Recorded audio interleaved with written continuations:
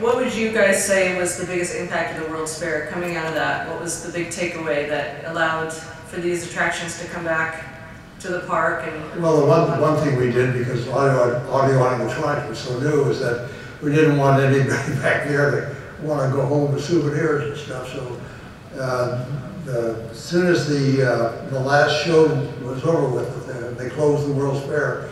We had a couple trucks lined up, and we took them right in there, and our guys stripped all the animation, all the dolls, all out of Small World, all the figures out of General. I took Lincoln out for sure. He was the first one that came out.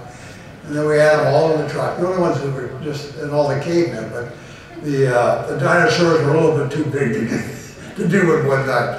But we had all the rest of the animation out in the truck, and then we'd roll out the next morning.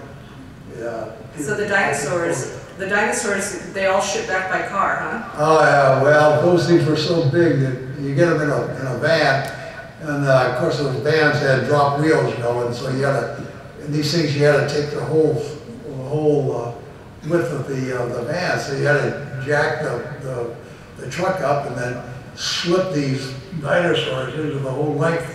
You know, in order to get them all in there. We have a slide of that, Josh, if you can go to that slide. But it was quite it was actually, you got everything out of there. Actually, it was a lot of fun, really, did a lot. Everyone really had a good time doing it. You know what's really amazing is I don't think any of us realized what the contracts that Walt had done for the World's Fair, because Disney owned everything. So Orlando could ship it all back, but basically those companies were subsidizing the future of Disneyland, because the carousel came back, Lincoln was already playing at the same time as at the fair. It's a Small World. They even sent back the trough that the boats were in. And of course the dinosaurs. So Walt was, way back, 1960, when we started working on these things, he was already building the future of Disneyland, and we didn't know it because we didn't read the contracts that he had written. And the other thing, here's the other thing, is the day that the World's Fair opened in 1964 was almost the exact day that Disney bought the first piece of land in Florida. So he knew exactly what he was doing. He was going back before that audience in the East and saying, here we come, you better get used to it and start planning. So meanwhile, construction started back up at Haunted Mansion, New Orleans Square. New Orleans Square was almost completed, from what I understand, and Pirates of the Caribbean.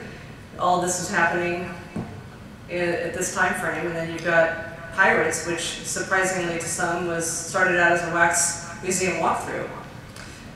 What was the reason for the decision to go from wax museum to actual plume ride, Marty? The same as you know, Edison Square. The carousel started out as Edison Square, a walkthrough on a side street in Disneyland. But after the World's Fair, we had the carousel handling 3,600 people an hour. We had It's a Small World handling 3,600 people an hour. We couldn't go back to doing a walkthrough where you had 600 people an hour, not in Disneyland. And so it was capacity and being able to move people through those attractions. The boat ride in It's a Small World basically was the harbinger for the pirate boat. And so there was a huge learning curve of audio animatronics, moving people, all of those things, and even training people, because the operating staff had people back running It's a Small World. So on the one hand, we were designing and building all these things and creating songs for it and everything, but on the other hand, we were also training a lot of people on how to operate these systems. Orlando, what were the challenges from your perspective of well, you know, you bring them all back, and that you start working on them right away, because they knew Small World was going to go into Disneyland right away, and also great moments. Great moments with Mr. Lincoln, and also the GE show.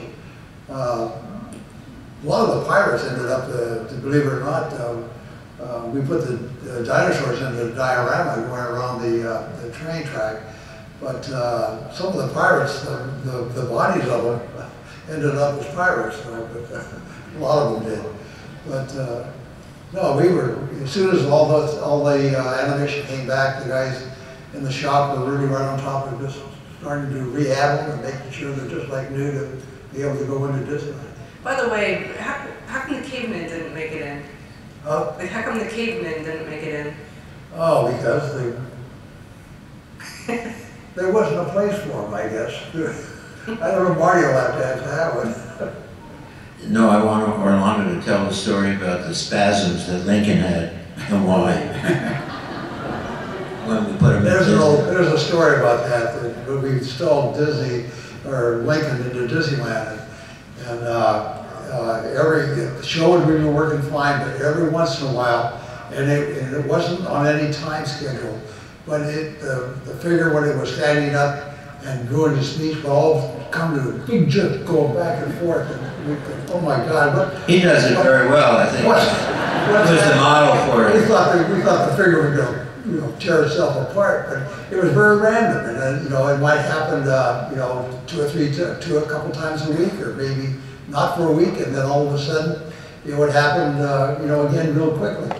And we put all sorts of monitors on it and figured that we knew it was some sort of a power flow that was coming through that we couldn't control, and we couldn't figure out where it was coming from. But they finally, after about 6 months, they finally figured it out.